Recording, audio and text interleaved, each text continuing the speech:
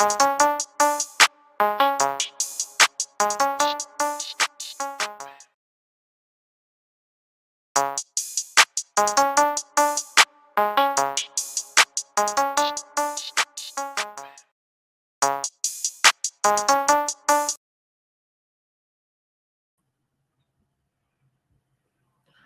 hello, Facebook.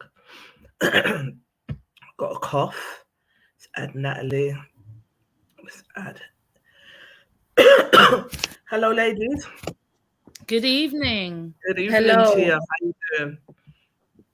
I know it feels like ages since I've done a good old No Bravado stream. Yeah, it has been. I'm back. Oh, suddenly got a cough. What's going on, girls? My internet's terrible. Life, weddings. That's all that's my whole days are full of wedding talks now. Right. Weddings. But it's we're getting there. We're getting there. Literally, she's got 7 weeks. Excuse 7 me. weeks today, yeah. Already? Yeah. Top, thank you. 7 weeks. 7 weeks. Yeah. And then she's going to be Mrs. She'll be another Mrs. O. Oh, okay. Yeah. She'll be another Mrs. O. So yeah, it's lovely. So my niece and nephew are here from who's that at the door? Like, listen. Better not be here. Yeah.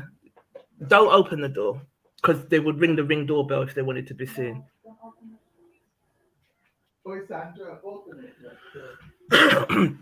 Sorry, a little bit of drama here. My niece and nephew are over from Germany, and it's my nephew's birthday today, so I've got a little bit of an audience. So they're in the background, so phones are going to be going off and all sorts of nonsense because they don't have no protocol. Oh dear. Yeah. So short show today. Cool. Got a lot on. So anything new with you guys before we move in? No, not yet.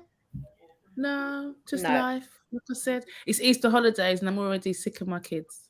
That's what's new. I say sick of them, but in a good way, literally. From 8 o'clock till now they're still there making noise and just eating me at a house and home, and they're not even that big. They're not even grown yet. Yeah, that's all they do is eat. They're not even grown, and they're just yamming me out. So yeah, too much. I went shopping the other day, nearly 200 quid, and like when you put it out, you put it all away, and you just think, oh, is that it? My fridge is still bare.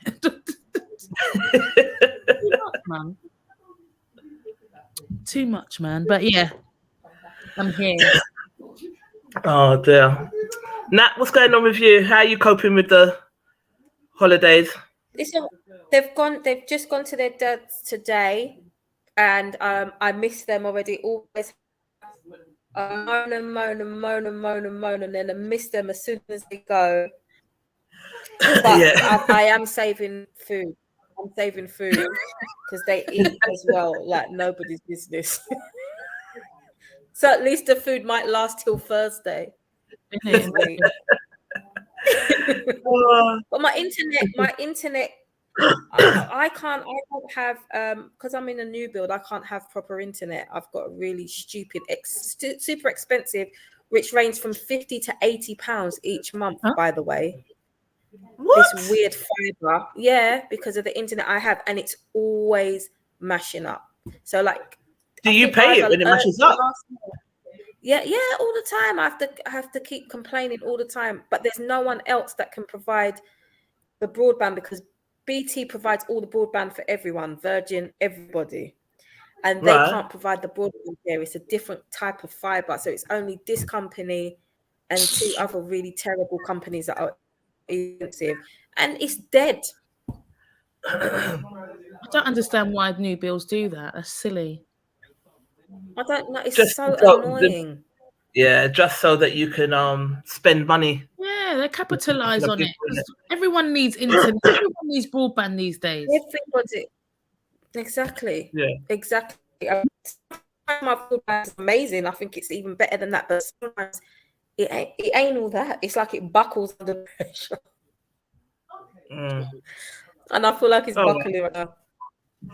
Yeah, it's kind of buckling now. It's buckling under the pressure.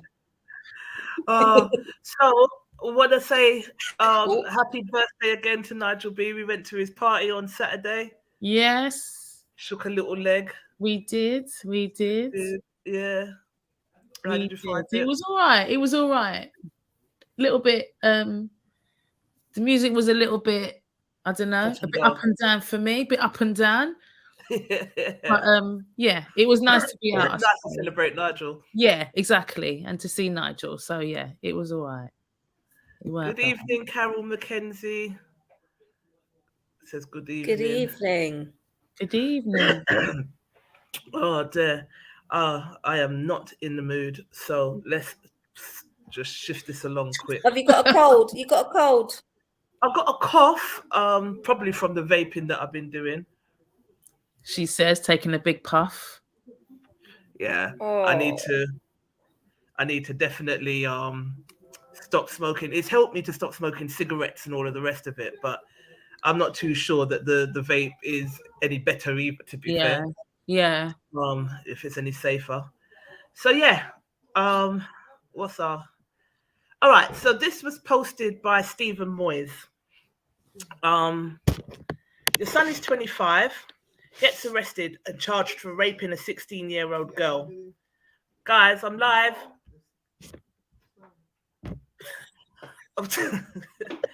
So he gets charged for raping a 16-year-old girl. You visit him frequently, and whilst he's on remand, he tells you that he's totally innocent. 6 months later, his trial starts and he pleads not guilty. During the trial, you observe the evidence against your son is overwhelming, and they have DNA evidence against him. He gets found guilty and is sentenced to 10 years and put on the sex register for life. And he admitted to his family that he did it. Would you stand by your son or would you disown him? So I might as well get the family. Oh, Natalie's gone. Well, you know, I mean, I'm a mum and I've got sons, so I couldn't see myself disowning my kids. Do you know what I mean? But they would know where I stood. They would definitely know where I stood. I mean, rape and all them kind of things, child abuse, paedophilia and all that is, you know, it's a no-no. It's a wrong one. But no, it's your child, it's my son. Do you know what I mean? Could I turn my back on my son? I don't know. I don't know. All right, let me ask the family in the background. So they don't want to be on camera, but the family in the background. So say like your brother got caught raping somebody that was 16. He said that he didn't do it, but then the evidence is overwhelming and it turns out that he did. Would you disown your brother? Or would you disown your son, Mum, or would you stand by them? Kersey, I tell you he was wrong. Right. I stand by him because if I don't stand by him, who's going to? Okay. So my mum's saying should curse him out. Exactly. Should tell him she was wrong. He was wrong. But if she don't stand by him, then who's gonna? A man is saying, tell him what you say. I wouldn't stand. You wouldn't stand by your son. That's too much. No? No, I don't think so. Okay. It's too much. It's too much. Yeah. I think I'm too emotional to disown my own son. Okay. But I think you would really know how I feel about it. Okay. So my nephew's saying straight cut off, and my niece is saying I'm too emotional to disown my own son. So I don't think that I would be able to do that. Natalie's not come back. I wonder where she is. Internet must be really playing up, but anyhow, so I think it's a hard one, and it would be a hard one as a mum. You know, I'm sure as a mum, if your child was to do something terribly wrong, like your mum just said, like if you don't stand by them, who's going to? Do you know what I mean? What, you know, even if they've done what they've done is wrong, it's disgusting, it's despicable. But at the end of the day, I brought that person into this world, you know, like, you know, I didn't make them do what they've done. But I do think as a parent, you've got a place. And like your mum says, you cuss him off, you tell him where you stand, and that's it, you know. But to say that I would disown him, I don't know. I don't think so. I wouldn't. I don't know. It's hard, man. I don't know. These are my offsprings. Like, I gave birth to these beings. So what would be your first sort of question as to why? Because like I remembered we'd done a show ages ago on abuse, and we had a therapist on, and she was saying a lot of the times when people abuse, it's because they've been abused. Yeah. So what would the conversation look like? Carol, what would your conversation look like? Carol saying, I wouldn't disown my son, but I would let him know my feelings and thoughts about it. I would let him know my feelings about it. So what would that conversation look like? Yeah, it's just why? What possessed you? Why would, you know, I'd need those questions answered. Why? What possessed you, you know? And is it something that was misconstrued? Is it something that where she didn't give the consent? You know, and I think it's a bit like you have to look at scenarios as well, don't you? You have to take the whole scenario into consideration, I think, you know what I mean? Like on a TV program that I watch at the moment, there's a story where the girl got really drunk and the boy had sex with her when she was really drunk. And she woke up in the morning and realized that he had sex with her. Then she went and reported it to the police because she's saying he raped her because she didn't give consent. He was saying, no, but we were drinking and chilling and all of that. Do you know what I'm saying? So I think when it's in, and the DNA would have been present because they did have sex, but he was comatose. She was out cold. Well, that's not consensual, is it? Exactly. And that's the conversation, guys, that we need to be having consent with our kids, not just our girl kids, our guy boys kids as well.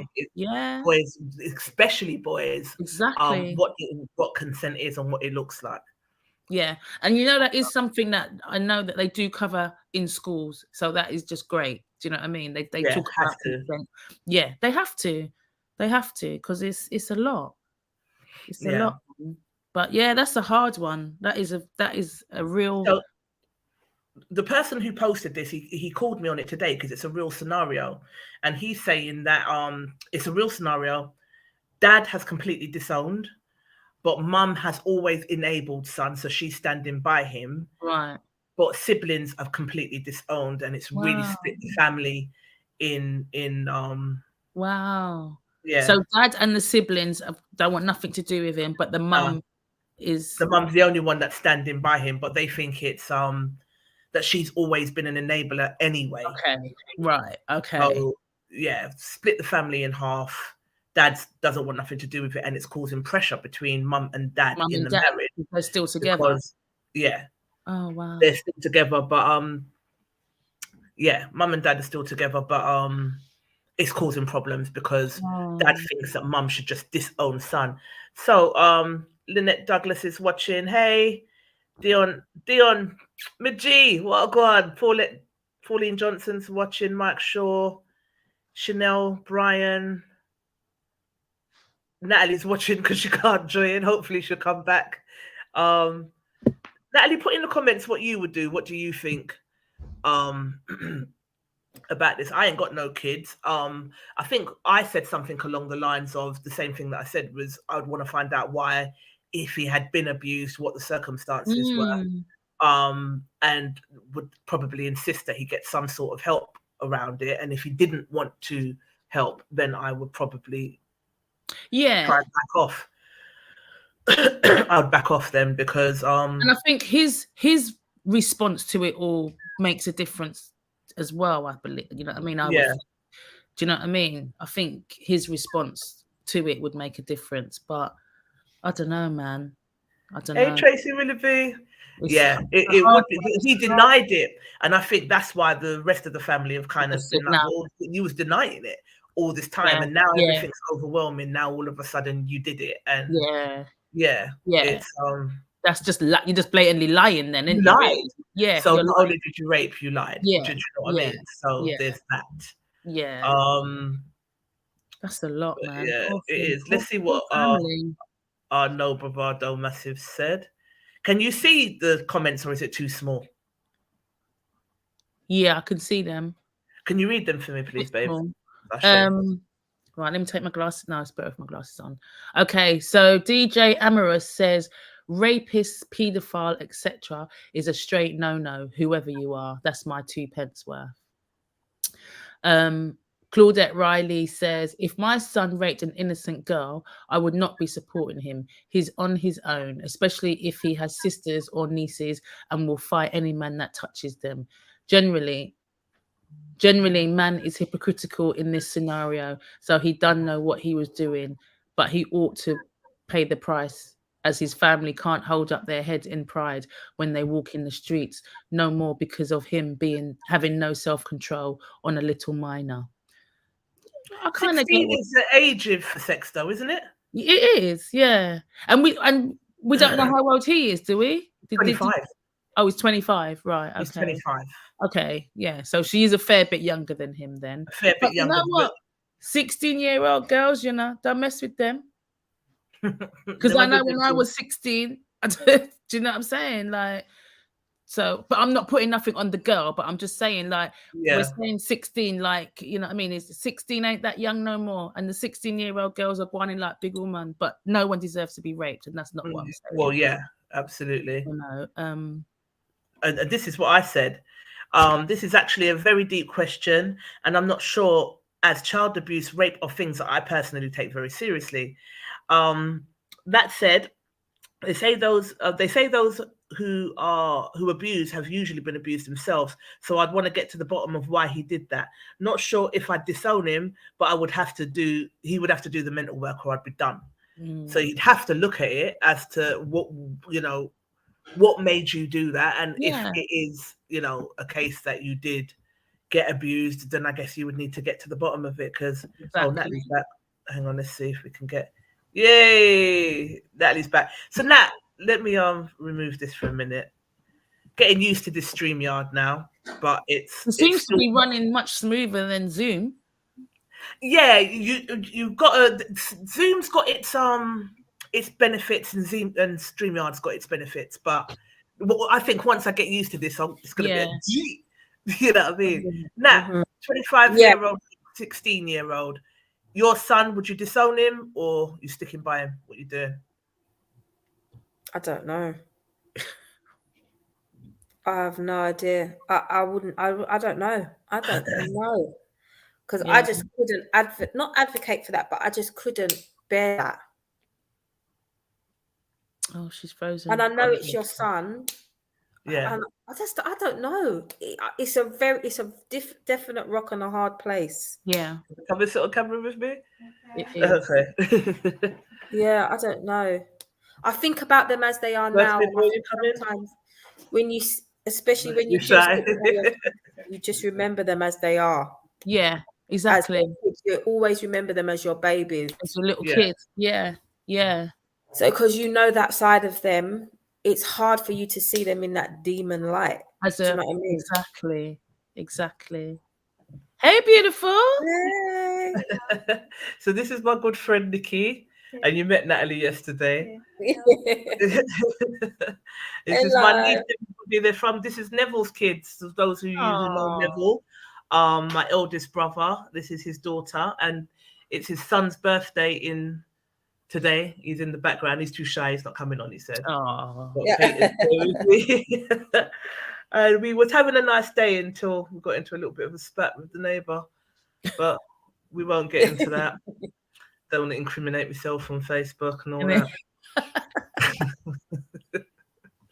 You know what I mean? Just leave people be. But yeah, so my mum said she wouldn't disown him because if she didn't stand by her child, who would? But she wouldn't be happy. She'd cuss him out. Yeah, was her words. Yeah, no, and yeah, it's a hard one. And like Natalie said, you think of I couldn't, you know, I can't. I mean, my boys are 11 and 12. I can't imagine them at 25 yet because we haven't got to that point. But do you know what I mean? When they get to 25 and they're big hardback men and this, that, and the other, you still think of them as your little 10, 11-year-olds. Do you know what I mean? Like, and just to think that they would do something as heinous as rape a woman when you've got mums, sisters, and all of that, like the person commented, is wrong. But like your mum said, you turning your back on him, what does that leave? What does that leave him to feel? How does that? Do you know what I mean? I don't know. Yeah. I don't know. It's a tough one, boy. This is a tough one. It's a very, very tough one. I'm trying to figure out what would the conversation look like though, because you're both mums of boys. So what would that conversation look like? Why? I'd need to know why. What happened? Why? What was the situation? Like, tell me, like, explain to me from start to finish. What happened? What at what point did you think that was not listen to this person say no? Or you thought, you know, at what point was it that you forced yourself on a woman? You forced yourself on her. Like, I'd need to understand that. I mean, I'd never understand that, but you need to tell me. You'll have to tell me, and you'll have to give me blow by blow account. As much as it might be embarrassing to you or whatever, I need to know. Because if I'm going to stand by you, then I need to know full facts. What you're standing by. How do you think the hubby would deal with it? I don't know. Because he's cutthroat and all. Oh, is he? Yeah, he's very cutthroat. But then he's very weak when it comes to his boys, though, you know? Right. So I don't know. I might ask him. He's upstairs now. But yeah, I should ask him. But I'm not sure. Text him and ask him. I'm not sure. I'll ask. No, he's upstairs. I'll call him in a minute. Yeah, I don't know. Because I remember when I was going through issues with my daughter's dad. And obviously, you know, rape wasn't included, but there was a lot of horrible things that were included. And we ended up in court and stuff like that. And when the first time, and me and his mum got on really, really well. We were like, you know, good friends for years. And when we broke up and we ended up in court and stuff, when she saw me, the first thing she said to me was, Nikki, I'm really sorry. I'm really sorry. And I was like, what are you sorry about? And she said, I'm sorry for the behavior that you've had to endure from my son. That's why. And where does she think that stems from? Well, it stems from his dad and the relationship that they had. You know what I mean? But she divorced his dad many, many years before. But obviously that damage had already been done. He was already a teenager. He'd already seen enough, you know? And it wasn't her fault. I would never say it's her fault. I would say it's his dad's fault because his dad was the one who was doing the terrible behavior. But you know, and that's the same thing that she said to me. She said to me, like, I you know, I'm really sorry. I know he's done some really horrible things to you, but if I don't stand by him, who's going to stand by him? And I said, well, he's your son. Okay, that's what she said. That's what she said. She said, if I'm not here with him, look, nobody's here with him. No one. Right. But like you said, she was an enabler. A lot of the stuff that how he was brought up and how she treated him, she enabled the behaviors which he now shows as a grown man. So although we learned it from his dad, she didn't really do much to get rid of it. Just let him be, innit? And that's how he ended up being a man and treating women like shit, which he still does to this day. Wow. So yeah, but you know, I understood when she said to me, "I'm really sorry, but I can't walk away from him because if I do, then who's gonna be there for him?" You know, and I felt that. I said, you know, I'm a mum. I feel what you're saying, but good luck, man, because I don't know what you're gonna do. Do you know what I mean? Interesting. You got anything to add? Okay. You're gonna just sit there and look pretty. You're going now. She looks very pretty. she's sitting there and she wants to run away now. You're gonna run away? Oh, who is this? And that's the doorbell. Is it the police? Oh, please, Lord, don't let me get arrested on a live. Say, it's the police for real. Don't lie. No, it's the police. You're not gonna have to go on without me. How am I gonna do this? I don't want to get arrested on the live, so I have to literally go. Let me see if I can. Can you not make someone else a host? Yeah, Natalie, you can host, innit? Yeah. How does it let you? Because it's not. It's not. Yeah. It's the police. So, all right. But it's not. Yeah, it's not giving me the option to host from my end. Let me see if. 1 minute. All right. I'm gonna just. Bear with me, guys. Sorry. Can you? Let me see if I can just email you. I don't even know what to say. Someone said not Popo.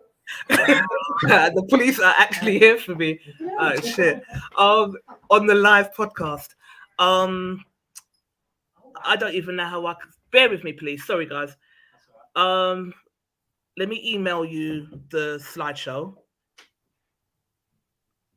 Natalie's looking at me like, what?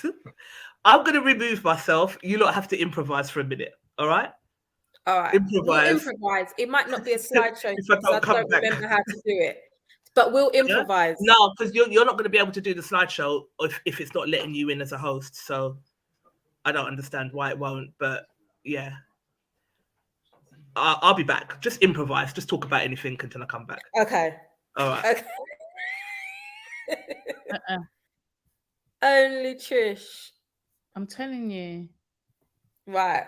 So, yeah, I don't know how I'd feel. And you know what? What I would say is, with regards to that, is that I'm not saying any mum where her son has done that is a failure, but I know what I'm like. That You would play on yourself. Me. Yeah, I'd be like, I failed. What have I done? What have I done? Yeah. Or what haven't I know that you can bring up your child any way you want and they could still end up doing whatever they want. So I would never say anyone whose child has raped anyone, they're a failure. I just know what I'm like. Yeah. I'd be beating myself up for fucking eternity. I couldn't. I would be. His life's ruined as well. Like exactly on the sex register. The victim's life is ruined. Your child. It's like if your child murders. You know, it's a wrap. For the murder victim, their families, and it's like losing your child. You've lost them. Yeah. As well. So it's definitely a tough one, man. It's a tough one. It's a hard one. It's like you don't know them either. It's like not knowing. It's like you don't know them. Who's that person? Who is that? Yeah, who is that? Yeah, that's a madness. That is mad. That is absolutely mad. I know we've got we haven't got the slides, but I did send Trish some we haven't got the slides, but I know there's some topics in the group, so let me have a look. That's what I'm just looking through and just to see what there was one that I found really interesting. I can't remember now. I find a lot of them interesting. It's interesting. Did you see the one with the boy that said dark-skinned women look funny to him? Oh, please. Should I play the video? Oh, please. I'll play the video. Hold on. Let me know if you can hear this, guys. Yeah. Where's this funny guy? Where's this thing? So this guy is chatting rubbish. This is the improvisations of improvisation, boy. Hold on. So this guy is saying, he's a black man, by the way, and he's saying dark-skinned women look funny standing next to him. Hold on. You know, dark-skinned women, I don't really like dark-skinned women. Like, they look funny beside me. So, you know, I'd rather not date a dark-skinned woman. You rather light-skinned girl? Yeah, light-skinned pretty girl, long hair. No. Yeah. Idiot. Yeah. So a lot of people, there were a lot of comments on there. I'm going to find them. I mean, some people say it's his preference. He can. I don't know how I feel. Some people say it's preference and he can feel how he wants to feel. Yeah. And other people say it's self-hate. I don't know. Again, like, just what are you talking about? And that's the thing. We can all talk about our preferences. Do you know what I'm saying?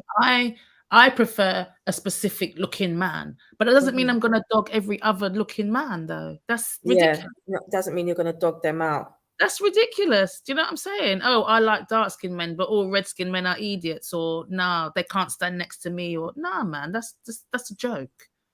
It's a joke. It's a joke. And that's what men end up doing. They don't state their preference, they state what they don't like. Why? No one needs to know that then, do they? And it's always a slate of the black women. Like if you what you prefer is what you prefer, whatever. But it's like dark-skinned women look funny next to me. Why would you say that? If you go, I usually go for light-skinned girls. Okay, cool, whatever, do your thing, bro. Yeah. But why have you got to say dark-skinned women look? You sound and look at you though. You're he black. looks like Sid from Ice Age. Idiot, stupid. Because what are your parents? Your mum must be black now. Stupid fool. It's ridiculous. stupid. Just ridiculous. Someone said when you get the ones they're like, oh no, because or I prefer white women because black women are too aggressive, or black women are too feisty, or black women are too move, man. Don't chat to me then, innit? Move, just move. No one ain't got time for that. We've got some comments. Jade, this is my friend Jade. She said, from the light-skinned women, we don't want you. Chanel Bryan said, oh my, can we get a look at the guy? I can't seem to get his picture, but it's in the group. The video's in the group. He's wearing all black. It's in like one of our debate topics throughout the week. And she also said self-hate at its finest. And Jade said, does his mum look funny too? Right. That's what I'm saying. Yeah, it is. It's a lot of self-hate. It's a lot of self-hate. Yeah. Sorry, our messages are coming through delayed. I can see that someone said mostly Caribbean men that come with this foolish talk. It's the same as a racist.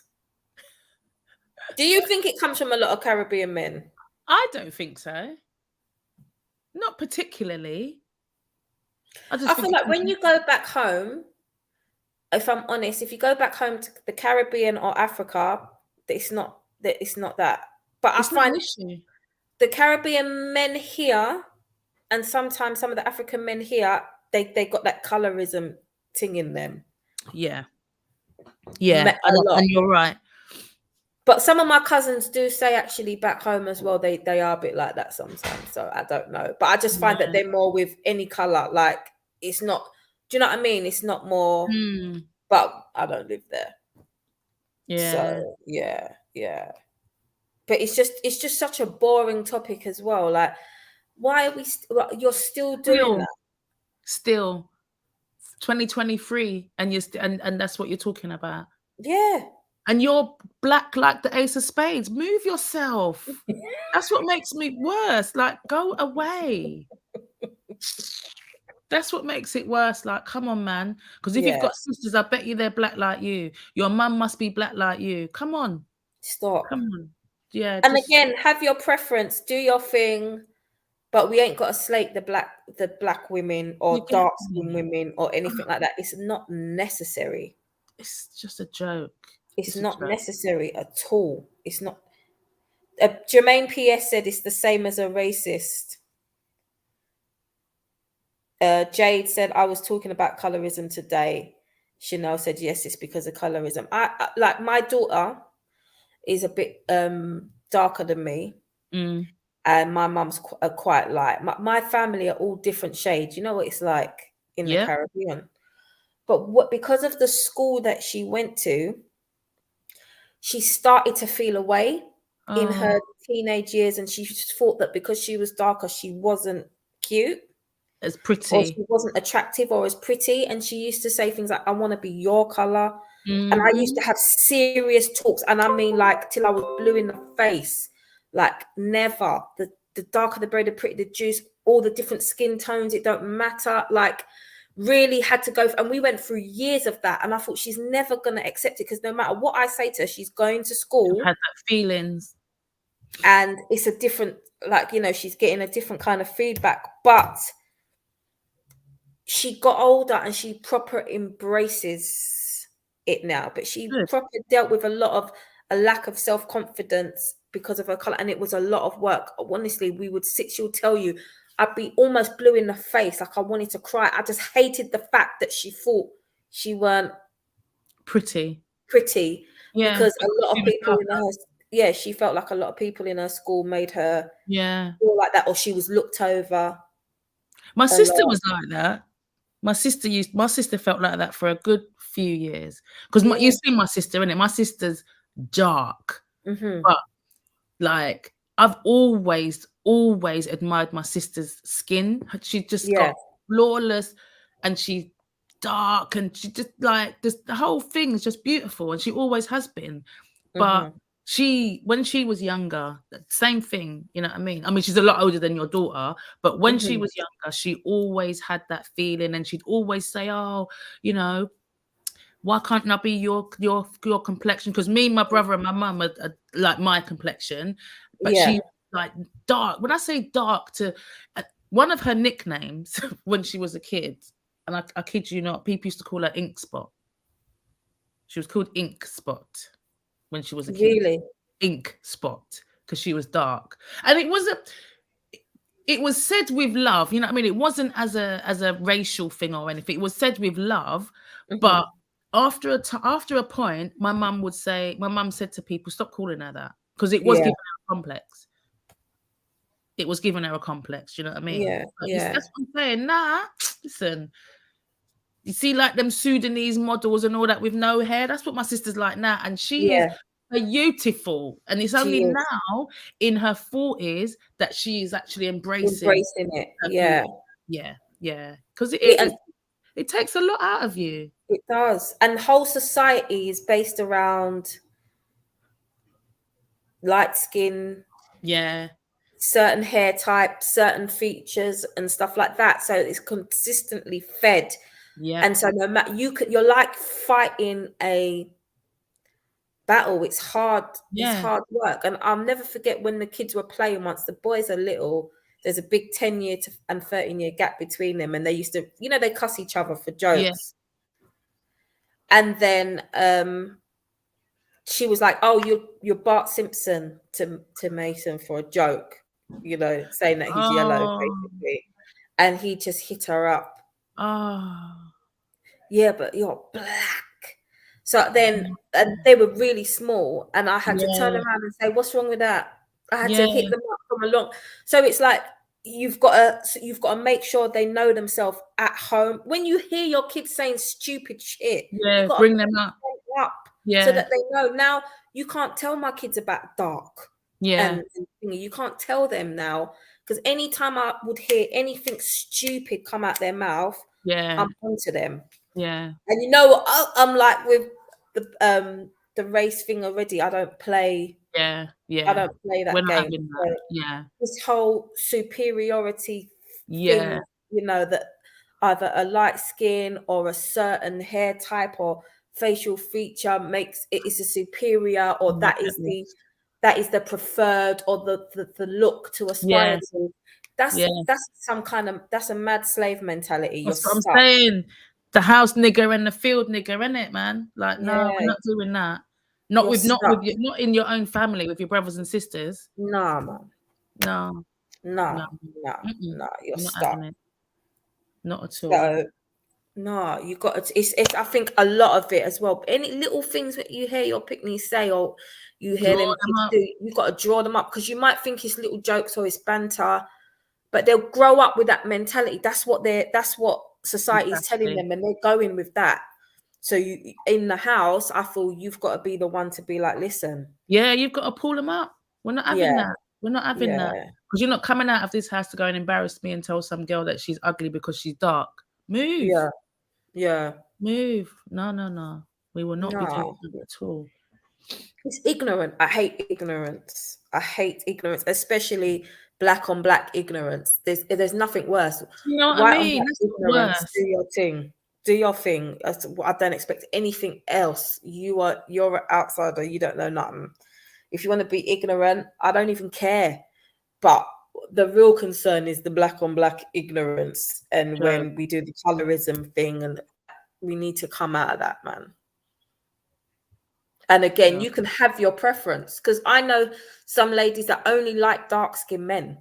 Mm-hmm. So it's not a thing against, then we can say, oh, look, she's a colorist against light-skinned guys. But I think you can have your preference without degrading others. Yeah. That's it. And that's it. End of. Yeah.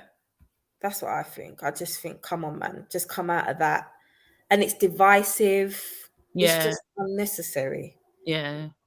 Yeah. It's unnecessary. I hate that. No, it's terrible. So it's annoying. It's annoying. Absolutely wrong.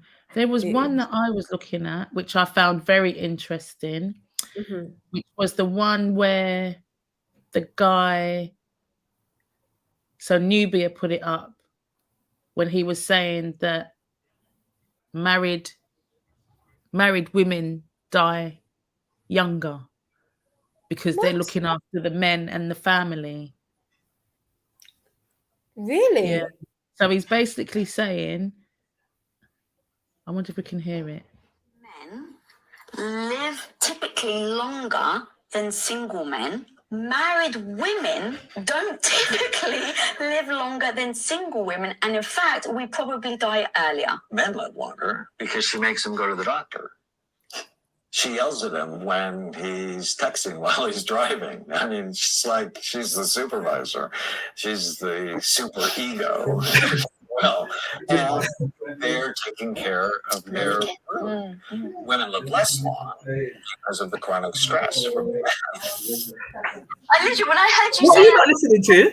So no, we were just looking at one of the things saying that married women die younger than single women, and married men live longer than single men. Yeah. Okay. Because married women are looking after their husbands, basically. Right. But, so before we continue on to that, you need to do up story time, blood. Yeah. Well, go on. Well, they didn't arrest me. Let's just say What did they that. come for in the first place? Because who did they come for? Super Mario. They come for me. Imagine that. Imagine that. People start trouble and then call police. He sent the people for the police. He sent police for me after he troubled my mum. Like, I've told you a lot about this before. Yeah. Keeps making the dog. You guys can't talk in the background, honestly. He keeps making the dog foul. We've had a word with him. You lot know this story already. Now he's gone back to seeing my mum and trying to intimidate her. And no, not my mum. You lot know when it comes to my mum, I lose my whole head. You know that. Yeah. A lot of things I will let just go over my head because you're a big person. So it's not every argument and every mickle and muckle you have to pick up, but not my mum. And if my brothers were there, he would have. He's a dead. Hey, listen. No eyes. They would have carried him out, innit? Nobody again. They would have slapped off his whole head. He's lucky it's just me, female, and you've got to call police for me. Yeah. So he called the police. He called the police for me because I ran after them. We're on live. I'm not doing that. But it weren't pretty. Let's just say that. But leave my mum alone. Yeah. Please, don't make me have to do nothing out here. And then you're sending police. Intimidate women, much less intimidate an older woman. Go away, man. Right. Go away. When she's been there for how long? How much donkey years she been there for? Move yourself. Move. Go away. Dirty dogs, them. No. Oh, anyway, so I'm not going to say too much more in life to incriminate myself up in here. Lucky I get where. So, so finish what you guys were saying, and then we'll go back to the show. Yeah, no, we was just saying about that married men live longer than single men, and married women die before single women, because married women are always looking after their men and their families and whatever, and they get the man to go to the doctors and do this, that, and whatever and whatever. But I put it in the comments. My mum and my gran always said to me, "You are number one. That's it. Because if I'm not well, who else is going to be well? Who else is looking after the household?" So I've always. Did you not see the comments on that? That men took offence to that. I don't understand why though. Yeah. I saw some men were a little bit put out, but I don't understand why. Because it's true. No one's saying that married men, single men, can't look after themselves. They're just saying that married men live longer because they're looked after by their wives, most of them. So men were put out. Yeah, pissed off with that. Why were they put out by that? Why have men ever put out by anything in our group? They just object for the sake of objecting. It's not even a kind of derogatory thing towards men. No. It's an observation, which is true though. I need a drink. Jeez.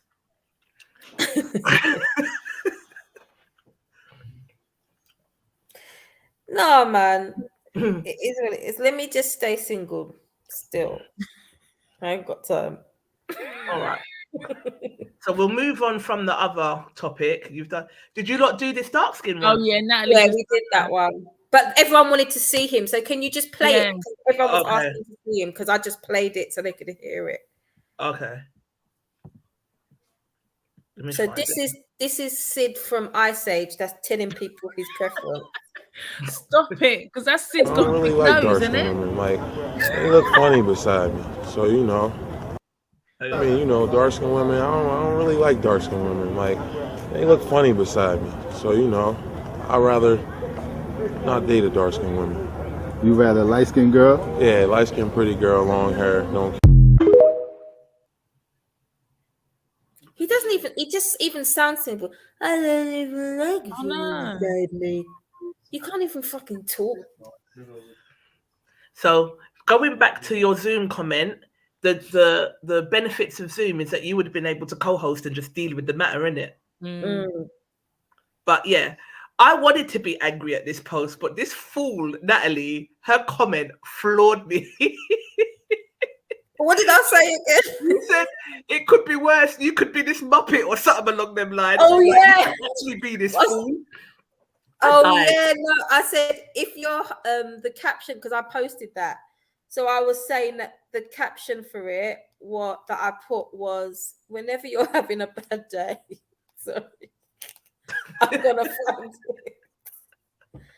I said, oh, that's it. I said, whenever you feel down, just remember it could be worse. You could be this absolute tosser. That was it. And then didn't Asia put a comment in about his carpet edge? Looks like carpet edge. I died. Carpet edge, you know.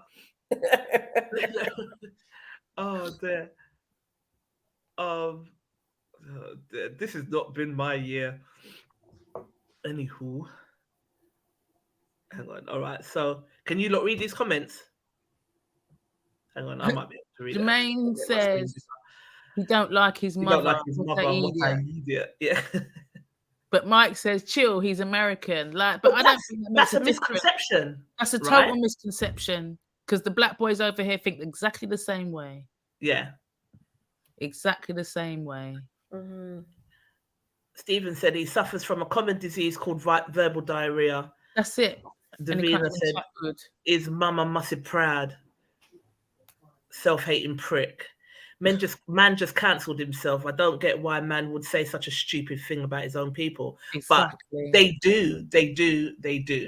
And it's not exactly a fault that's like unique to him. Yeah, it's not rare, is it? No. Nick said, these sorts of comments are just so irritating. I have a preference, not because I think one is better than the other, just what I'm attracted to. We really need to remove colorism mentally. Exactly. But do you think that would ever happen as a race? I was saying to Nikki earlier, it starts off at home. I think, like Shine, remember I always told you Shine's had a complex when she was growing up, especially because of the school she went to. about her skin color, and my family, they're all different colors. And so she went to school, secondary school, because it wasn't in primary school. And then she came with this color complex. She felt looked over. She felt dismissed. She felt ugly. Because there was another set of girls who were all light, mixed race, and then there was hers, and she was treated a certain way. And she just was like, no. And, you know, kids can be very mean. Yeah. And I spent a lot of time throughout her teenage years trying to drill it through her because she's quite sensitive. And she got older. She embraced her beauty, and she's loving it now. You can't tell Cheyenne about dark skin, light skin. You can't tell her nothing. She don't care. Right. But I remember when they were all younger, just when the boys could barely talk, they were all rinsing each other, which they always do. You know, when you're just gunning each other back and forth. And Cheyenne called them Bart Simpson because they're yellow, right? Sorry, I just didn't laugh. And then Bart Simpson, you know. Not Bart Simpson. Bart Simpson, because they're like, oh, that's hilarious. And obviously, being little, kids are just wicked. He just looked at it like, then I'd rather be that than be dark like that or something like that. Really small he was, and I caught that immediately, and I was just chewed him up there and then. Yeah. And I was like, no, and I explained it to him, and I've always explained it to him. But now, do you think my boys don't see light, dark? Like, you can't tell them. Carter, he's only 7. He fancies every female going. Like, He's 8 now. He's 8. Yeah, 8 now. Yeah. Sorry, Yeah. I'm used to that. Yeah, he fancies every female going dark, light. Dark, like he don't care. But I mean, but when they were young, they said it, and they said it so mean. Yeah. And I think if you catch your kids, even if they're playing, saying certain things, you've got to listen to the things that they're saying. Yeah. Because you might teach them what you want, but they're going to school. They're exposed to so many other things that you sometimes don't have much control over. So it's important to listen to certain things that they pick up and just no, it's not normal to do that or to say them things. This kind of looking down on a darker skin is not normal. What do you mean you'd rather be that than dark? What are you talking about? You're like 4 years old at this point. Yeah. Do you know what I mean? I'm 5 years old. What are you even saying? So it was, I think it's just important if you see, unless you're doing it at home yourself, then you got to look at you. But it's important to kind of pick those things up. Do you think the elders in your family are that's how it colorist? starts. Do you think the elders in your family have a colorism issue? No, not a colorism issue because there's so many different colors. Right. But innocently, but it's not innocently. My uncle, my much older uncle, he's extremely, I hate the word, but he looks fully Asian, Dominican. He's extremely cool. He's the cutest little uncle ever. He's lovely man. Right. Everyone loves him. But I remember when Carter was born and he was just gushing over him. And he was like, and he calls him it to this day, the little coolie baby. Because Carter always had long curly hair. Yeah. And Mason didn't. And he always kind of made a fuss. And he's like, he's got pretty hair. And a few times people have said, oh, Carter and Mason hair is different. And I've kind of, people know what I'm like already. So what? Yeah. So what? Yeah. Neither hair is superior to the other. It's just different.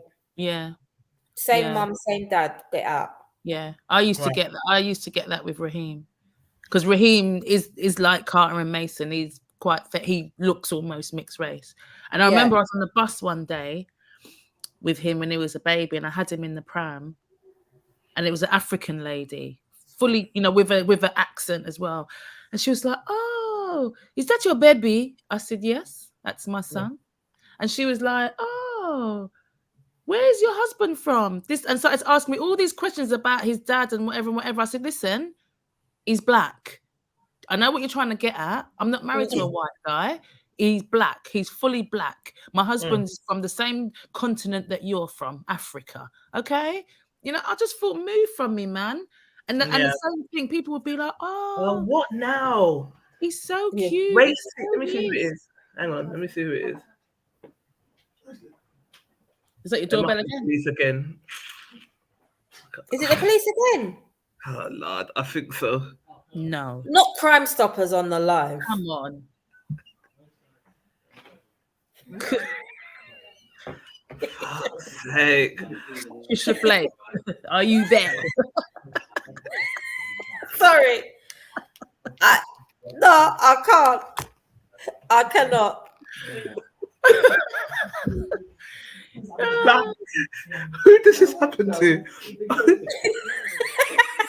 doing back though? So then what? They took your side and you come back to him, and they come back to you again. Hang on. They just wanted to come and tell us that it's resolved. Okay. Chic. Yeah. Tell him when he walks, don't look in my mother's blasted kitchen window. Keep your head Stop forward. it. Stop intimidating the pensioner. What's wrong with you? Yeah. Keep your head straight and walk. Oh, not my mum. I don't care. I don't care. Oh. It just needs to stop. That's all I know. Keep your dogs and just man. Walk with a pepper scoop. That's what people do. They fine you, if they find you your dog shitting on the floor. Yeah. But why would you go on so bossy and then call tell the me. police? No, he said he just come to say that he had a good word with him. Right. He told him off and tell him to don't keep fouling. Don't keep fouling and don't say nothing to me. And I don't say nothing to him. I said I don't say nothing to him. Right. So he said he told him off, and that is the end. That should be the end of it. That should be the end of it. Okay. You called the police for me, after you started the trouble. Imagine. He's like the woman at the flat who spit on him, and they call the police and get And then she goes, "He's lucky, yeah." You should have get he arrested. Yeah, I know, but they would have had to arrested me after. I weren't exactly innocent out there, was I? So your mum, they should get me arrested. Listen to me, not my mum. Leave her alone. Leave her alone. She's been through enough. Yeah. She's recovering from long COVID. She's got problems with her back. She's gonna be 73 in June. Yeah, You're relax, a man. Muscle building man. Nah. What are you actually doing? Yeah. What are you actually doing? Not my mum's listen, problems, worries, and trouble. Yeah. And it was. And then I came and sat down, and that's why I was like, short show, because I'm not in the mood. And then it's police all right, come man. Mumsy's been around Tottenham for long enough, because if you was to just rile up a couple man. man. She had no COVID out there today, though.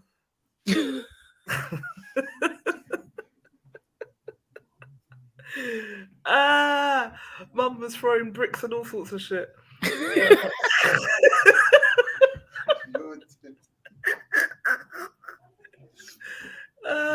And then you're like, don't start trouble. Who is it that's it? Oh, is it Hazel?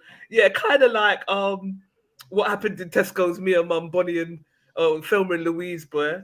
Oh my God. Who's Donald, Gary? Gary Huggins and Trisha and Donald together again. Who's Donald? I don't know who Donald is. Elaborate, Gary. Have it. He doesn't want to come on camera. Come on camera and let's wish you happy birthday. Come on. He's shy. He doesn't want to come on camera. Come on camera. Yeah, come on camera. Facebook, help me wish my nephew. Imagine this is going to be a birthday you'll never forget. Bloody acting like a banshee outside in the yard. You have to move in a bit. So this is my beautiful nephew. Happy birthday. Help me wish him a happy birthday. Thank you. Happy birthday. Peyton's going to come. This show's a bit higgledy-pickledy today. The police arriving and all kinds of things. Your Aunt Hazel's on. She says happy birthday. Thank you, Hazel. Yeah. You had an eventful birthday today, huh? Yes, it was good. It was a good birthday. So, you want to sing him happy birthday? Is that what you want to do? Okay, they want to sing him happy birthday, then they're going to cut their cake. So, let's do it then. Okay, 1, 2, 3. Happy birthday to you. Happy birthday to you. Happy birthday, dear Amani. Happy birthday to you. And many more if you don't come back together. Thank you. Oh, All right. Thanks. Much thanks. You can have your cake now. You eat your cake. What's wrong with you? Good night. You guys, Yeah. is mum? Where is she? She's gone. Okay. All right. Mind the glass. All right. You guys are really distracting me today. So eat your cake and turn your phone on silent, mum, because you guys are really distracting me. Okay. So we were saying, sorry guys. This is going to be a show that. I know. What were we saying? I forgot. Happy birthday, Patricia on the flipping live. Imagine. I can't. What was we saying? Sorry. Thank you, Hazel, for the present. Amani said, thank you, Hazel, for the present. Love you. Love you. Oh, bless. So what was we saying? I don't even remember. It's gone out. So we were talking about the little, self-hating, suffers from a common disease. His mama must be proud. He don't like his mum. What an idiot. Yeah, this is what I said. I wouldn't be angry at your post, but then I read your caption. And you said, it's always the one that looked like an old shaped 50 pence piece that like to talk shite. 50 pence piece.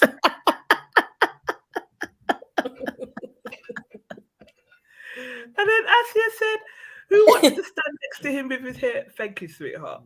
We need forks. Who wants to stand next to him with his hair looking like carpet edge? Carpet edge, you know. Martin Hicks said, it's cool though, because when all the dark-skinned women were rinsing light-skinned men.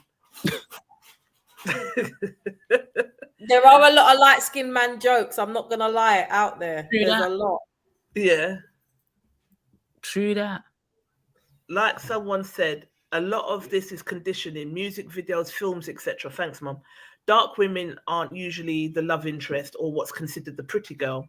The title goes to the lighter, racially ambiguous girls. It doesn't surprise me at all that this is the mindset. If it's outside your influences and subliminal messages tell you that it's all the norm, or especially in the West, or exception, especially in the West.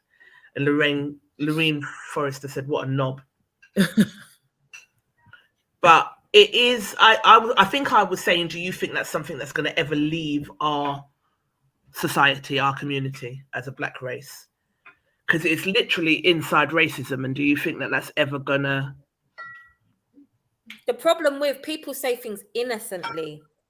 Yeah. There's one thing if people outside the race say ignorant things innocently because they're genuinely ignorant to certain things and just say things that they shouldn't. Yeah. But there's a lot of things that we say, we do the same thing. I've said it in What Next many times. Like, do you know how many people have turned around and said, oh, but you've got good hair. What's good hair, blood? Yeah. Yeah. Mm. What is good hair? Who said it was good hair? What good does for good what? hair What you're consist talking of? about? Yeah. Why is not healthy hair just good hair? Whatever healthy hair looks like. Yeah. Whatever hair is styled in the way that why is that not good hair? Why is there a certain type that fits a certain demographic and a certain people relate to other races? Anything that's not fully black people think is exotic and aspire to. It's stupid. But anything that's fully black and pure, like in its full purity, that's what seems to be looked down on within our own race. That is where the problem is. And even when we say that, we say silly things or we say things without realizing that show that it's literally in us. Yeah. Like it's there. It's not even to be spiteful sometimes or to say mean things. It's just literally we say things like good hair or do you know what I mean? Silly, loads of different little things. Yeah, but you've got a nice nose. What the fuck? Or like different little things like that is you're taking away anything that don't look black.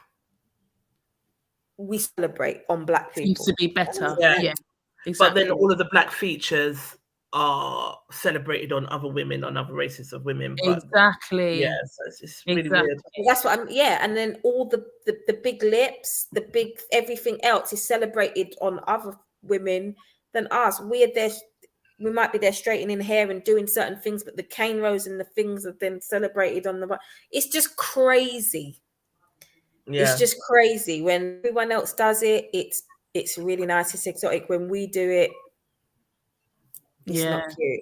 It's not so One cute. of my friends, a white girl that I know the other day actually was talking about. You remember when the white girls used to do the French plait down the middle of their hair? Mm-hmm. Yeah. She was saying to me, "Can I do what does she call it? Dutch plait, I think she called it." She said, "Nikki, or box braids, isn't it? They call them." She said, "You've got girls, haven't you?" And I was like, "Yeah." She said, "Can you do Dutch plaiting?" And I said, "What do you mean Dutch plaiting? What's Dutch plaiting? Dutch plaiting." When the girl showed me, I said, "Oh, you mean cane row?" Yeah, I could do cane row. Do you know what I mean? But she was calling it Dutch plait. I said, "Ain't nothing Dutch about that." I said, "I know French plait where you go inwards, but it's cane row." I said, "Babe, what are you talking about? That's called cane row." She goes, "Is it?" But she's white, so I didn't have nothing with her. But it's just like I was thinking, since when was it called Dutch plait? It's cane row. Cane rows. It's doo-doo plaits. I said I used to bawl to have that in my head to go to school. I hated it. Do you know what I'm saying? That's bedtime plait. We just did it's bedtime plait. I said, Jesus Christ. And that's what I'm saying. And again, they're taking it because Kim Kardashian has it. It's great. Everybody wants it. But when Charlene White had it on ITV News, they wanted to cuss her, tell her that she's supposed to straighten her hair or wear a wig. Just come on. Come on. Yeah. Too much. I tell you what, I obviously it's when you get alopecia and you start to lose your hair in clumps, it's soul destroying. But on the hindsight now, not on the hindsight, on the other side of it now, it's actually really nice and freeing to be able to just have my own hair. At one point, because if I'm 100% real with you, I grew up in a family with mixed race cousins and so on and so forth, and had a lot of that negative talk about my hair. And then I wouldn't necessarily, at some stages, I wouldn't show my own hair. I would be caught dead in public with my own hair. It would always be like a crochet braid or a plaits or something, but not my own hair. And then I remember making a decision, I'm never going to relax it again. And then I was like, I'm going to grow it until it gets to a certain stage, and then I'll be brave enough to wear it out. Yeah. Then obviously got the alopecia and then started to lose it in clumps. And I had no choice. So I shaved it off. And now it's the most liberating feeling to, like, it just shows how far. And it's like when you started to lose it is when you was like, no, not my hair. Yeah. And you're trying to save it, innit? You're doing all this stuff to try and keep it. And you appreciate your hair then. But now it's definitely, I'm not glad I've got alopecia, don't get me wrong, but at the same time, I'm glad that I have learned to embrace myself, embracing your natural state in its entirety, and that's been a great thing. So yeah, it's as a woman who loves herself and has come a really long way, yeah, I have to be honest about the hair thing. You lot know I used to have a big old crochet weave, boy. A big old weave. But like now, I wake up, if I put gel in my hair and it's got flakes in, I can just wash it out, towel dry it, and gone back to business. And it's wicked, and I love it. And I probably will keep it like this because I can get away with it. It suits me, and it's mine. Yeah. And those who like it, and those who don't. But That's I know it. that me personally, I've come a long way to be able to just sit here, out here with my natural hair, nothing in it, and just be and do me. And it's great. Yeah. So, yeah. Anyway, moving on, because I need to get off camera and go and relax my nerves. All right. So Nubia Allison posted this, right? And can any of you read the caption, because it's small here? Yeah, so it says, The way men weaponize the word accountability has become increasingly interesting. This is an example of what accountability can also look like. So, hang on. This is the video. Babysit this kid, so half the time you don't have a social life. You struggle because you got to pick between whether I get my nails done or whether my kid gets to go to football practice today. That's what accountability looks like. Somehow I'm gonna stretch this dollar I got and make it into eggs, milk, make it into covers. I don't know how. I got to work 48 hours in 2 days, but I'm gonna make it to a PTA meeting. I'm gonna call in, make sure his homework is done. That's what accountability looks like. So quit saying that single mothers are not being accountable for their actions. Accountability means you take care of your responsibility no matter how the they got here. What y'all need to do is start talking to these deadbeat ass niggas about accountability, because y'all seem to protect them far more than you protect single moms. I really like that guy.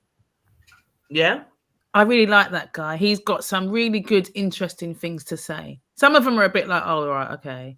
But a lot of them, he is kind of makes sense. You think he makes sense? Yeah. So he's a new Derek John that the guys loved. Jackson. It's because of the way Jackson spells his last name. I always say John, but it's not. It's Jackson. He's like the new Derek Jackson that the guys love to hate. Natalie, what do you think about this? Would it be fair for me to say that you're now a single mum? Yeah. Very much so. What are you saying? I couldn't even hear it properly because my internet up and down. Yeah, it's just up. So that video for me was very crackly, if that makes sense. I couldn't hear it. Okay. Yeah, I couldn't hear that one. But he's basically saying, stop saying that single mums need to take accountability when they're out here literally making money stretch to buy eggs, milk, and everything that the kids need. Stop saying that, stop blaming them for everything, basically. You got to, choose between getting your nails done or sending your kid to soccer practice or getting something for your child. They're looking after your kids, and that is basically them taking accountability for your kids. So stop the bullshit is what he's saying. Yeah. What do you think? I think 100%. It's very easy. You get men that have lived with you and you split up and they still act like they don't know how much it costs to look after children. After you've been together and lived together and you know what time it is. Once you split up, they still don't act like they don't know how much it costs. And it does, no matter what, it always falls on you as the mom, which is fine. For the most part, I want custody of my children. I have primary custody. I'm happy to do, but be fair.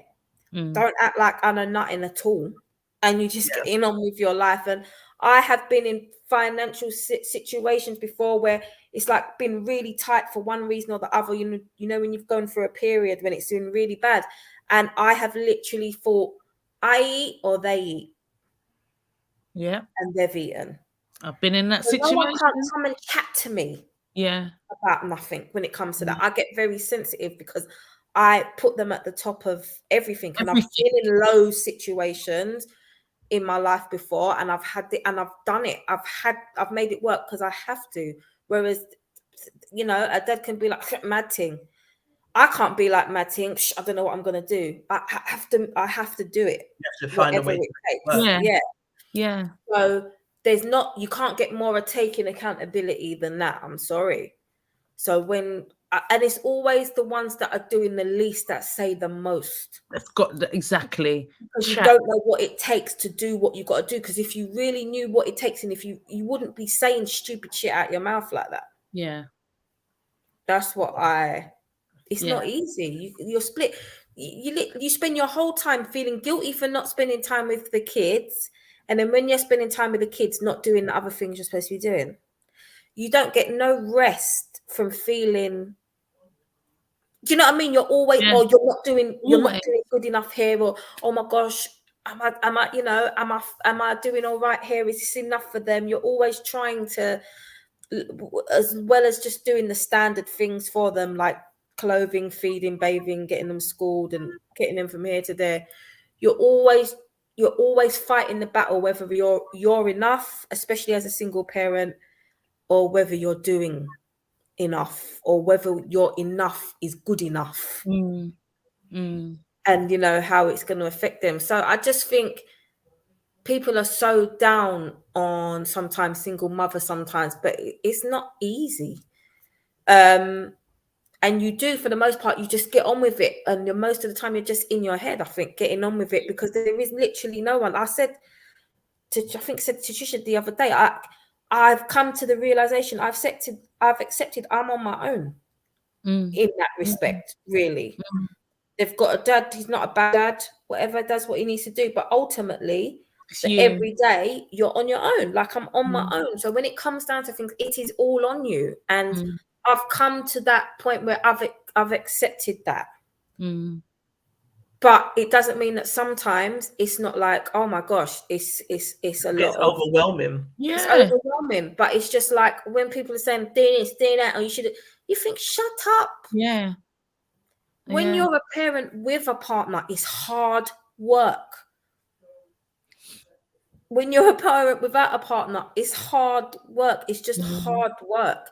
It's constant. There's no, even when they're with you, you're always on them. What are they doing? Are they okay? Are they all right? Do you know what I mean? You're never really switched off from them. And I think there's this, accountability for single mothers, but then there's this thing where there's no accountability, where it's like, why have you made yourself a single mum? And stupid shit like that. You know, those old conversations that we used to have. So it's just, it's almost like they're always trying to boot on the underdog all the time, if that makes sense. No, bring it in. And there's some single mums who struggle. Well, there's a lot of single mums who struggle just not just financially, it could be emotionally as well. Yeah, because you're carrying the weight of everything. And there's some that find it a little bit easier. But either way, a lot of them, most 90% of these mums are doing their fucking best.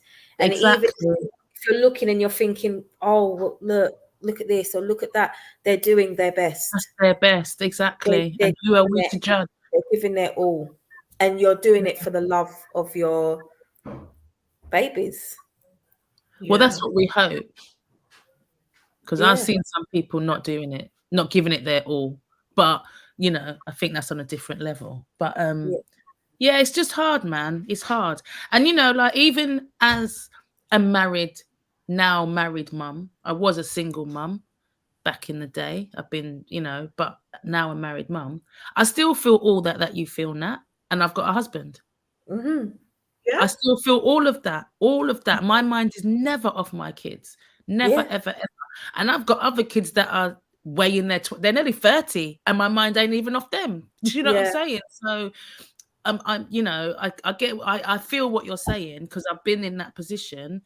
I'm not in that same position, but as a mum, my kids are, like you said, they're up there. They're up there. Do you know what I'm saying? They are up there. But now I have someone that I can bounce off. I've got someone that I could say, you know what, babe, I need 5 minutes. And even if I do get them 5 minutes, I'm by myself, or I go for a lie down or whatever it is, my mind is still on those children, because I've still got to think about they're going to school, got to do school uniform, got to do this, got to do that. Do you know what I mean? So, yeah, your mind is never, like you said, your mind is never off of them. Never, ever, ever. Yeah. You try. And I think one thing I realized the other day, I did something so simple with the kids, and they were running around, and I was watching them, and they were so ecstatic. It was the most basic shit we could have done. And I was like, you know what? Stop beating yourself up all the time. I do it a lot. You've got happy kids. Just be happy and everyone tells me I've got happy kids. Be happy that you've got happy kids. Like, that's a success. That's a win. Yeah. And let's just hope that they continue to be happy kids, and let's hope that they grow up to be well-rounded, happy people. Do you know what I mean? They get cussed all the time. Don't get it twisted. Don't get it twisted every minute. Yeah. But ultimately, they like the simple things. They're happy. They like, the other day I was like, no, you can't moan about going here and there. Sometimes you need to go here. You know, you've got to stay at your nan's, or you've got to go here. And they're like, I want to stay with you. And I was like, and it's like, no, you can't be like that. And then I thought, you know what? Take that as a win. They want to be with me. They don't want to gallivant. They want to be. So it's you got to try and thingy your mentality as well. So when you've got people out there, you know what you go through mentally with it, and you know what you go through daily with your kids. So when you've got people out there just slagging single mums off left, right, and centre and saying stupid things, you do think, you fucking serious? Yeah. But you've got the man them out there with their Balenciagas, pushing their BMWs, this, that, and the other, out and about buying bottles, and your baby mum is struggling for electricity, or your kids ain't got training. Yeah. Do you know what I mean? It's wrong. I was explaining this to my niece and nephew because obviously, for those who don't know, I had 3 older brothers and they all passed away. So my eldest brother had 5 kids in Germany. So he was like my dad, because my dad left when I was 4. So my eldest brother was like our dad. Wow. And then he went to the army, and then he was stationed in Germany, and then met his wife out there and had kids. So then watching him with his kids, the way he loved his kids, the only thing that would have ever taken my brother out of his kids' lives was death. I still think he's there now. And I remembered saying to myself, because like even when him and their mum split up because they were married and then they got divorced, his kids was still his life, no matter what. He's riding for his kids. And I've watched a lot of scenarios. So I watched that as a scenario. And because he was like one of my biggest influences as a male, I said, right, if I do have kids, my husband or baby father needs to be like that. So that no matter what, even if we split up, then he's still going to ride for his kids. Not lose interest because the primary focus is me. And then when you can't get what you want from me, then the kids. And you don't want the kids. And I've watched it and watched it and watched it. And I know that there's a lot of guys out there, a lot of people that say, oh, women trap men with kids. And I actually think it's a bit of both. I think men trap women with kids because they know once you have those babies, you're grounded. That's it. And your movements are limited. And they're always the free ones. So I never had kids because I just couldn't find anybody that I trusted enough to not have ridiculous motivations. And I didn't want to be anyone's 6th baby mother or you know, it's not appealing. Basically, I don't want to have your 8th child and be your 6th baby mother. But it, you know, so I take my hat off to you guys because I think it's one of the most difficult jobs is crafting the mind of a human, and especially in these times where things are just peak. It's not an easy job. And like you said, Natalie, to have kids that are well-rounded and balanced and not like doing things like what our first scenario was like, you don't want your child to go out there and rape anybody. You don't want your child to go out there and murder anybody. You don't want these things. And if you have your children and then the father of your kids are not as present as they should be, I think society needs to give single mothers a break because you are the ones that are there. So, yeah, I decided not to have for those reasons.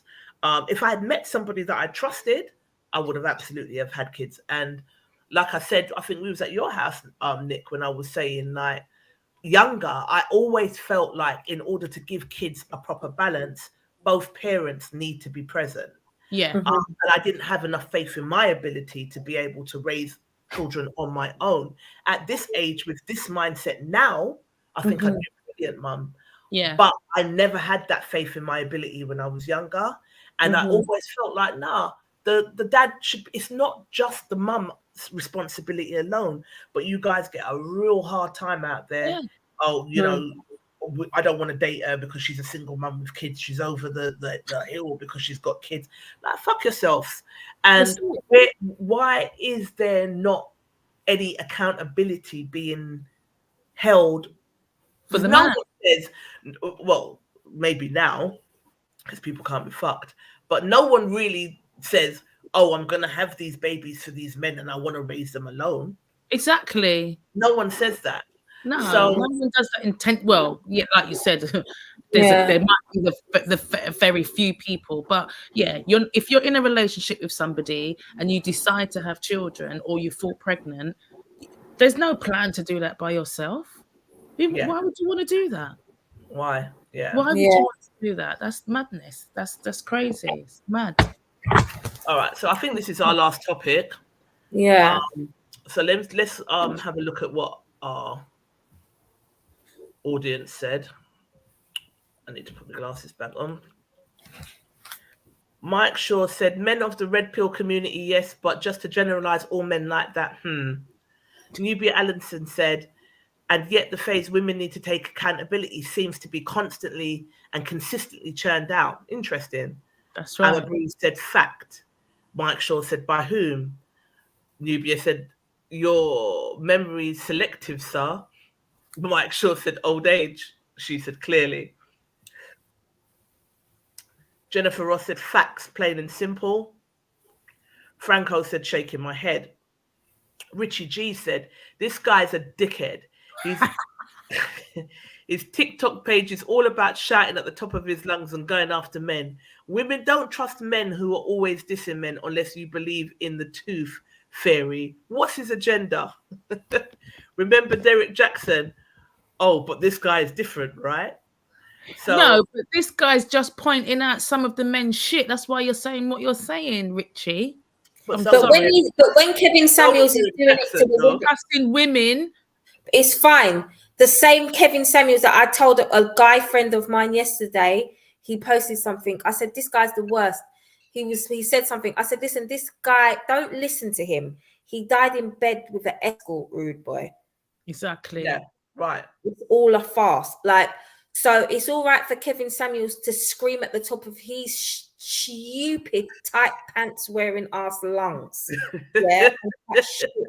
About what he thinks women should look like and what he classes as a high value woman, which only ever came down to looks and money. And what size body she was, isn't it? Yeah. What she earned.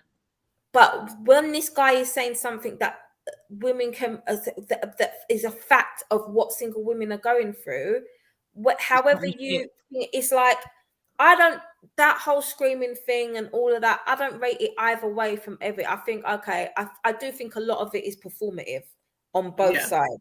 So as much as I agree with what this guy's saying, because I live it, I do think his posts on TikTok are a bit performative, and he knows what kind of fan base he's trying to drum up. Yeah. I get it, whatever.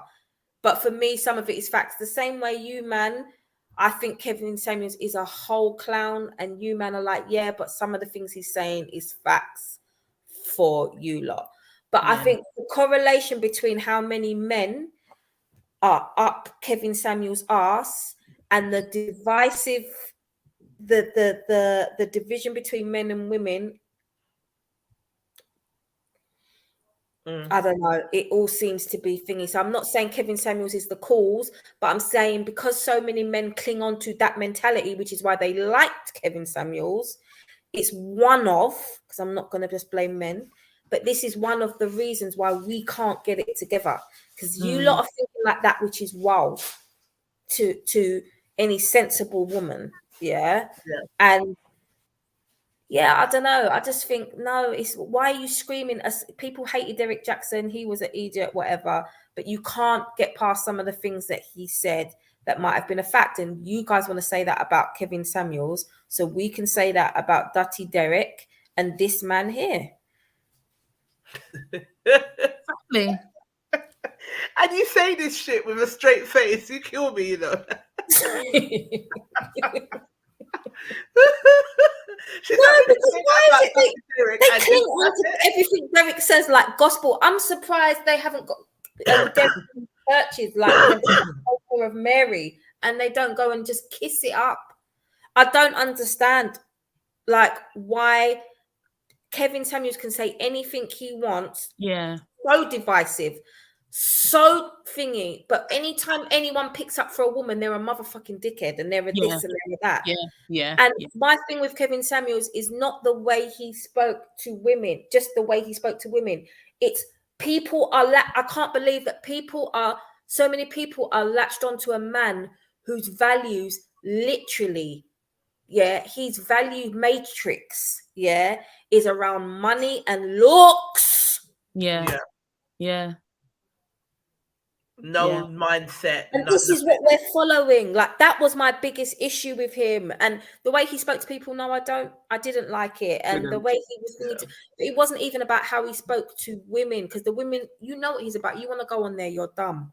But it's just so many people followed his mindset, and his whole kind of value matrix was based on money and looks. And I just think it just shows where we are. Yeah. Mad. All right, so the conversation did get a little bit interesting. So Natalie Freeman said, so women don't like men who invite men. So women don't like men who invite men to reflect on their role in creating single parent families. Men call men who invite men to reflect on their role in creating single parent families simps. So who is left to speak to men, if not men or women? Exactly. I'm so right. I don't get that. So she's saying she's basically saying, so, and this is like questions. Who's going to call them to task? Yeah, basically. Who's calling them out? Because you're saying now, because of him, men call men who invite men to reflect on their role in creating single parent families. Right? Yeah. I get it. Yeah. So you don't want the women to call you out. You don't want the men to call you out. So who's going to call you out? No, they don't want to be called out. They talk about accountability with so much base. All right, because you see who will call them out is them pickney, their kids. When their kids turn around and say you're an idiot, that's it. Someone read this out for me while I eat my cake. What? Oh, Richie's replied. Yeah. He said, "Believe in the Father Christmas if you want to help Not you." Father Christmas. To help you compartmentalize this more rationally, wouldn't you find it a bit strange if a woman did the same thing, shouting in what appears to be an emotional outburst in most of his videos? His voice is loud. He shouts. Emotional, maybe. But yeah. Are black men completely blameless for their role in the breakdown of families? Hell no. We obviously have some work to do, but it cuts both ways. When you have a dude telling you that every wrong decision you ever made regarding a black man or life was actually the correct one. When you have a dude telling you that every wrong decision you ever made regarding a black man or life was actually the correct one. Okay. This man inevitably will cause problems such as it would if a man told the same thing. I don't get what he's saying. He's saying that he's basically saying that the guy in the podcast is making the woman's bad decision sound like it's the right thing to do by holding the men to task. And I don't think that's not what he's saying. That's not what he's doing. His point is calling out shit. Respect on their name. That's it. Anyway. Furthermore, how exactly are you helping women by doing this? When men tried to tell women there was something off about Mr. Jackson, we were told we were hating. When really we could see behind the dude's strategy, which is dog men out, get more pussy. Because because in a woman's mind, finally, there's a man that understands. Let me DM him and tell him how wonderful he is. I've watched a few of this man's videos and I've already got a good idea what would happen. So Natalie responds and said, thank you. You haven't answered my question, though. If it's not men and it's not women, who are going to ask men to reflect on their actions that contribute to the creation of single partner homes? Who can? And she's quite right, actually. I think she's right. You know what I mean? But yeah, a lot of men, I don't know. So Richard G comes back. Had to re-answer this. I thought my first response, see edit, laughing out loud, was great. But the more I think about it, with 100% respect, the question is a non-starter and very problematic. And here's why. It presents a false dilemma. If it's not men and it's not women, who said that neither gender couldn't ask men questions about this subject? Why have you presented this option as one that needs to be chosen between the truth, doesn't have a gender? What? If it's not men and it's not women, who is it then? The baby? That doesn't even make sense. I spoke about criticism of specific type of man, and my problem with this specific dude content is general as a whole, and why I believe his motives aren't pure. It's begging the question. I certainly didn't say neither gender couldn't speak on the issue. So answering this is boxing me into something that I didn't actually allude to or for a desired outcome. I'd be happy to answer that question. Makes too many nasty general assumptions, and also to be happy to break down why I think this guy is talking a crock of shit. Okay. But I love our group members for it. They go in and they say it how they see it, and that's what I love about them. I still don't get what he's saying, but yeah. He's saying that the guy's a bag of shit. And he's saying it basically to get pum pum. I get that. Yeah, but so was Derek Jackson, to be fair. So was Derek Jackson, to be fair, because remember when Derek Jackson came out, I tagged the motherfucker, you know, and said, listen to me, you're a letdown, because I actually liked him. And that's the thing. So even if he was saying, even if, you know, he got caught out and he cheated on his wife and whatever, but still, a lot of the things that Derek Jackson pointed out, was it not true? Right. Yeah. Forget the message and forget this is what I'm saying. Listen to the content. Was the content accurate or not? Even my man, he is a bit screamy. He gets a bit loud and he's a bit animated. And like you said, it's a bit performative because he's on TikTok, isn't it? He wants to get all the numbers so he can get some advertising and money out of it, really, I think. But his content ain't all a bag of shit, as far as I'm concerned. Because a lot of what he's talked about, I know a lot of people that have probably gone through. Like we're just talking about single mums. What he was saying is true. He's not chatting a whole crock of shit. You might think he's doing it for ulterior motives, maybe. But what he is actually saying is reality. And I think that this is how I find, I don't care who it upsets, a lot of the men in the group react when anything, especially when it's facts, is said against them, where they would then have to take accountability. This is the kind of this is the uproar. It causes such those type of talking shit, fucking kind of really, really heightened, upset kind of reactions. Whenever we are literally polarized and we are literally put up to the stake daily in this group, women. And there are quite a few women who are like, no, I'm not having that and whatever. But the way the men are on that to compare to theirs, it's so hypocritical. I can't even take it. Yeah. They will jump and dance around the ones talking about women, and they're the ones always posting it, by the way. And then when it comes to the girl, and they'll be like, don't change it to men. Don't say both ways.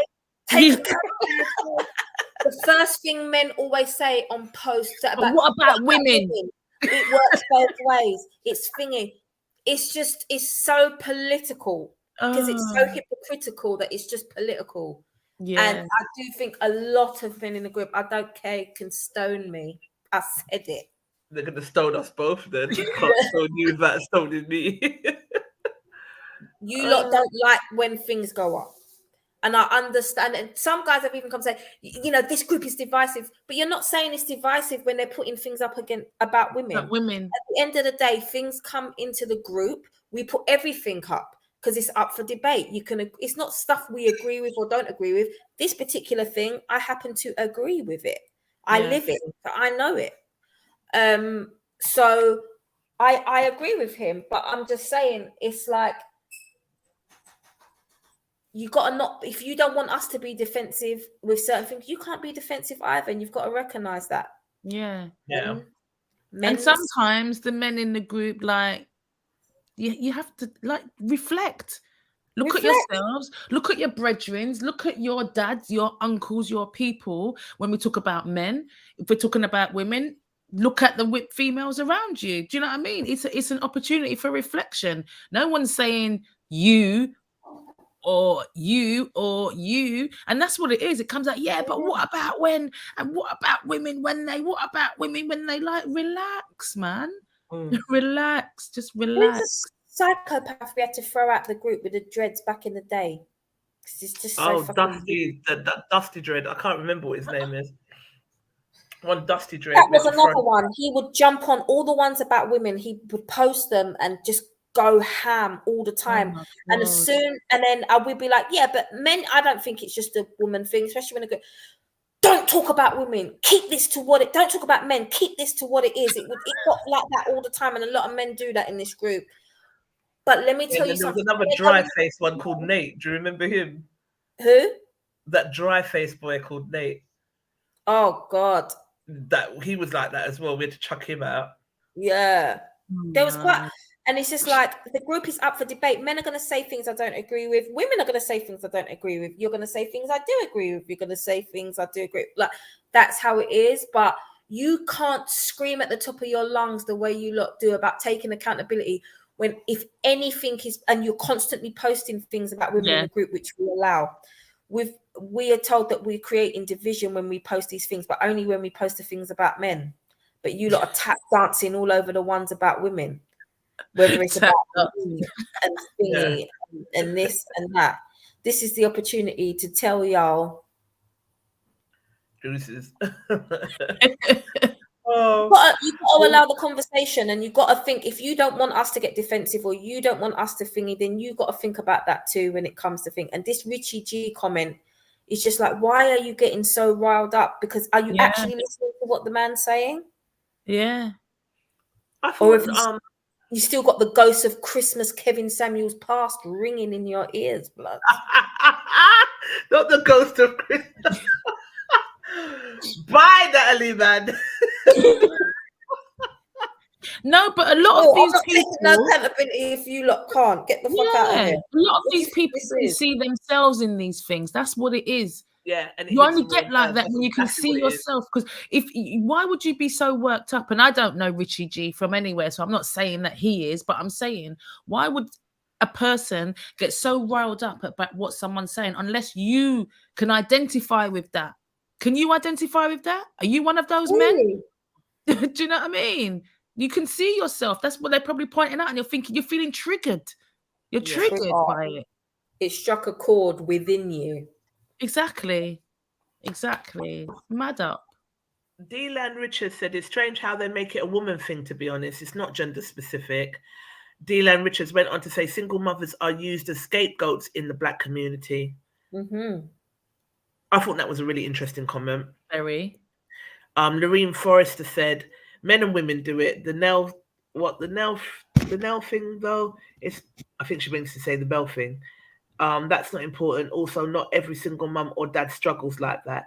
It's not easy, but even with mum and dad, it's still not easy. It's the best though.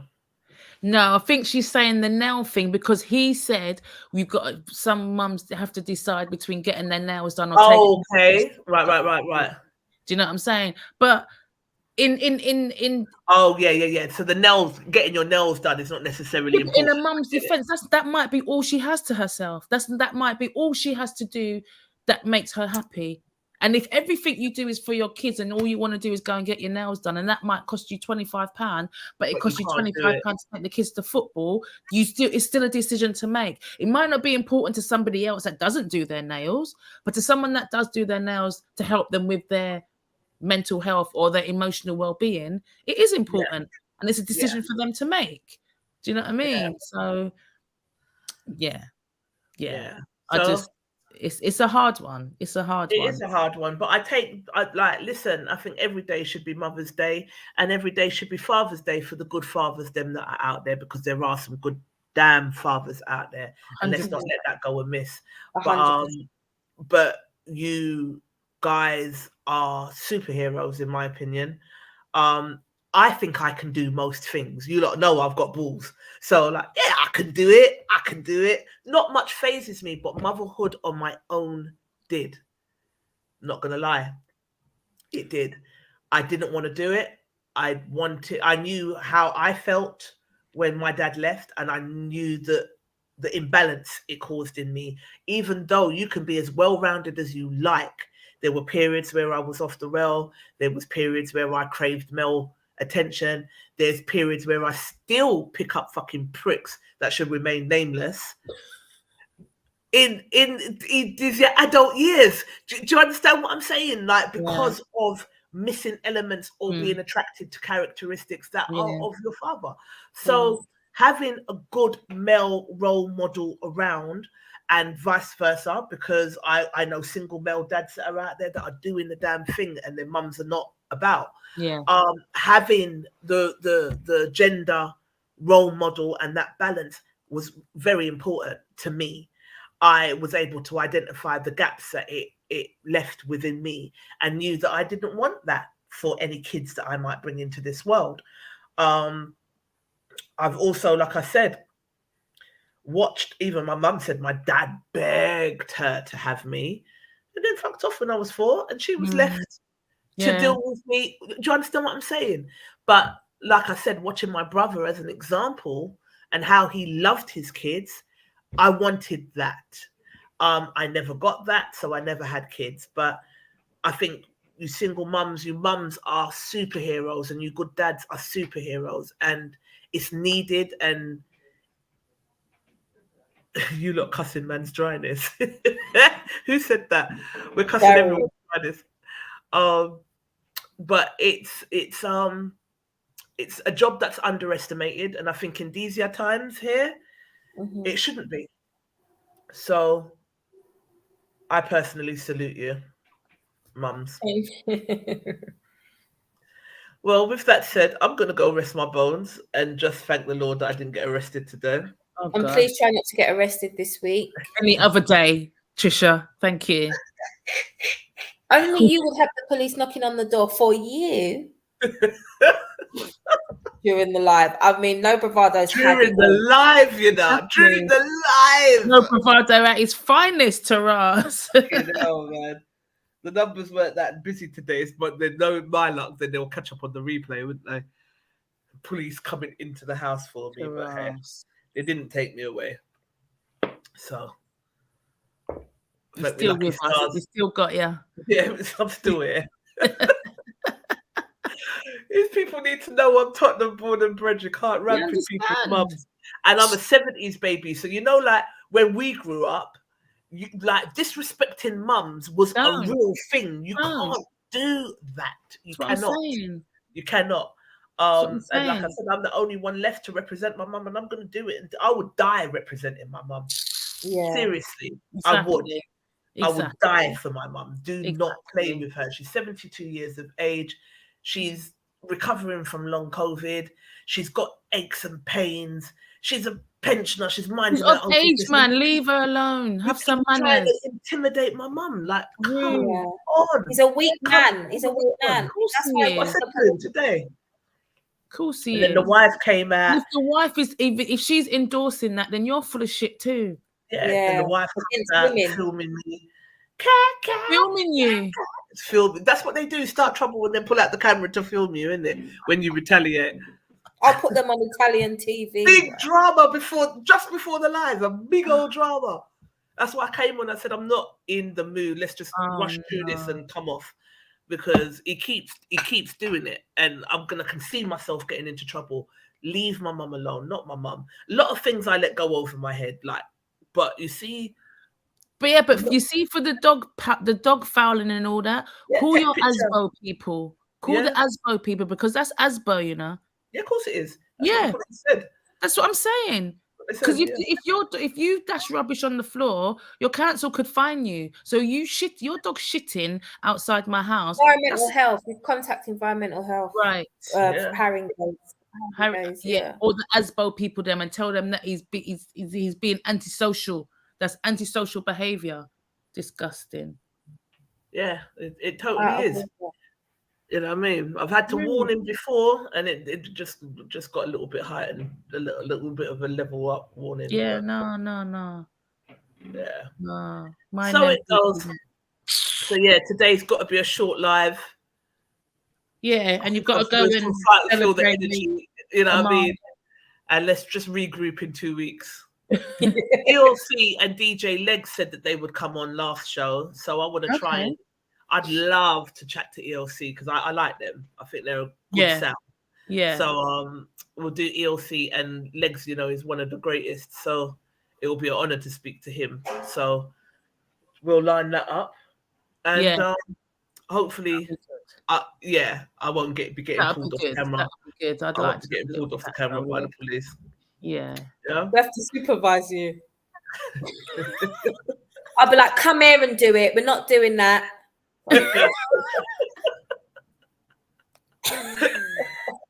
Two dudes, you hear my buzzer go. I'll be like, get the fuck up. Come looking for me. Had in time. Fucking hell, man. Oh dear. But yeah. But ladies, always a pleasure. Yes. I'm not even doing those shout outs or nothing. I just want to get off here. You just want to sort my life out. Do you know what I mean? But yeah, love you loads. Lovely to speak to you, babe. Bye, ladies. Bye, everybody. Bye, people. Thanks for tuning in. Bye.